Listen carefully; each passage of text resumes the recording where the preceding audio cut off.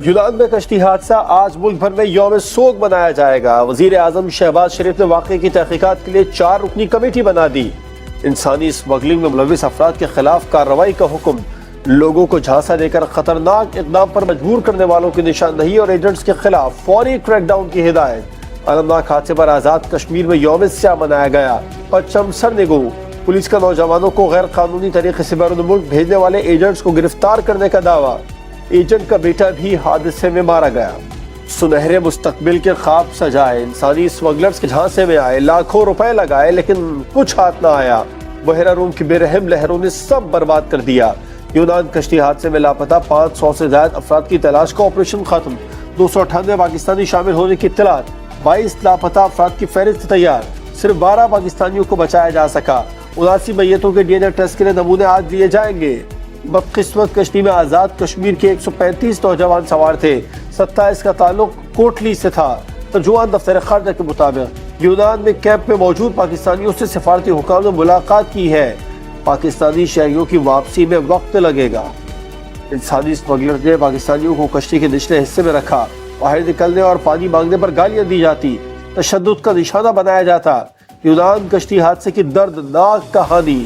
برطانوی اخبار نے پاکستانیوں کے ساتھ ناروا سلوک کا بھانڈا پھوڑ دیا۔ ڈوبنے سے پہلے جہاز کا انجن فیل ہو چکا تھا۔ لوگ مدد کے لیے پکار رہے تھے۔ واقعے کے خلاف یونان میں غم و غصہ۔ کئی شہروں میں لوگ سڑکوں پر نکل آئے۔ تارکین وطن سے متعلق پالیسی تبدیل کرنے کا مطالبہ۔ ملتان انڈسٹریل اسٹیٹ میں کیڑے مار دوا بنانے والی فیکٹری میں خوفناک آگ لگ گئی۔ 9 فائر ٹینڈرز کی مدد سے آگ پر قابو پا لیا گیا۔ پنجاب میں طوفانی بارش، لاہور کے جوہر ٹاؤن میں دیوار گر گئی، خاتون جاں بحق، ملبے تلے دب کر 2 بچیوں سمیت 4 افراد زخمی۔ بدقسمت خاندان دنیا پور سے بکرے فروخت کرنے آیا تھا۔ منور حکیم اروٹ، ڈی آئی خان اور مانسہرہ میں تیز ہواؤں اور بارش سے تباہی، دیواریں اور چھتیں گرنے سے 5 افراد جاں بحق، 71 زخمی، 16 گھروں کو نقصان پہنچا۔ لاہور اسلام آباد موٹر وے M2 پر خوفناک حادثے کے بعد موٹر وے پولیس نے نئی حکمت عملی اختیار کر لی۔ اسلام آباد سے لاہور جانے والی بسوں کو ہالٹ پوائنٹ پر روک کر کلر کہاڑ سے قافلے بنا کر گزارا جائے گا۔ ڈی آئی جی موٹر ویز یوسف ملک نے بتایا کہ بسوں کو ٹائم کارڈ جاری کرنے کے علاوہ سپیڈ چیکنگ کیمروں اور پولیس پیٹرول موبائل آفیسرز کی مدد سے سخت مانیٹرنگ کی جائے گی۔ موٹر وے پر کلر کہاڑ کے قریب تیز رفتار بس الٹنے سے 12 افراد کی ہلاکت کا مقدمہ درج۔ کابینہ میں بجٹ کی منظوری اتحادیوں کے اتفاق سے دی تھی۔ وفاقی وزیر احسن اقبال کا بلاول بھٹو کی وارننگ پر رد عمل۔ تقریب سے خطاب میں کہا، وزیر اعظم نے ہمیشہ فیصلوں میں اتحادیوں کو شامل رکھا۔ بلوچستان کا آئندہ مالی سال کا 700 ارب روپے کا بجٹ آج پیش کیا جائے گا۔ کوئی نیا ٹیکس نہیں لگے گا۔ تنخواہوں میں 30% اضافے کا امکان۔ ترقیاتی منصوبوں کے لیے 200 ارب مختص، تعلیم کے لیے 90 ارب، صحت 60 ارب اور امن و امان کے لیے 53 ارب روپے رکھے جائیں گے۔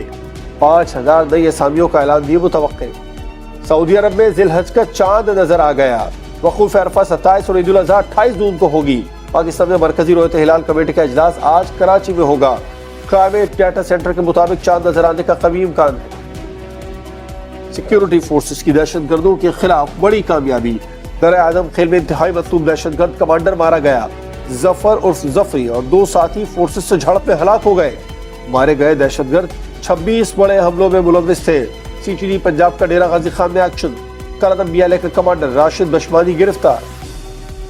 امریکہ کی مختلف ریاستوں میں فائرنگ کے واقعات میں 4 افراد ہلاک، 34 زخمی ہو گئے۔ الینوائے میں سیاہ فام امریکیوں کی آزادی کے جشن میں فائرنگ سے 1 ہلاک، 22 افراد زخمی ہوئے۔ واشنگٹن میں میوزک فیسٹیول میں فائرنگ سے 2 افراد ہلاک اور 3 زخمی ہو گئے۔ میسوری میں فائرنگ سے 1 شخص ہلاک اور 9 افراد زخمی ہوئے۔ بھارت میں ہیٹ ویو، اتر پردیش اور بہار میں 3 روز میں 100 افراد جان سے گئے، سینکڑوں اسپتال منتقل۔ ہیٹ اسٹروک، ڈی ہائیڈریشن، بخار اور سانس میں لینے میں دشواری کی شکایت۔ انتظامیہ نے ریڈ الرٹ جاری کر دیا۔ جنوبی برازیل میں سمندری طوفان کے باعث سیلاب سے 12 افراد ہلاک، 5 لاپتہ ہو گئے۔ ان کی تلاش کے لیے سرچ آپریشن جاری۔ متاثرہ افراد کو شیلٹر ہوم منتقل کر دیا گیا۔ انڈیا پاکستان نہیں آ رہا تو پاکستان کو بھی نہیں جانا چاہیے۔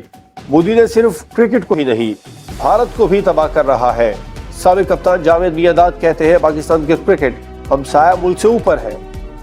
اسپین کے جارج مارٹن نے جرمن گراں پری جیت لی۔ وارم اپ سیشن میں سابق عالمی چیمپئن مارک مارکوئز حادثے کا شکار، اسپتال منتقل کر دیا گیا۔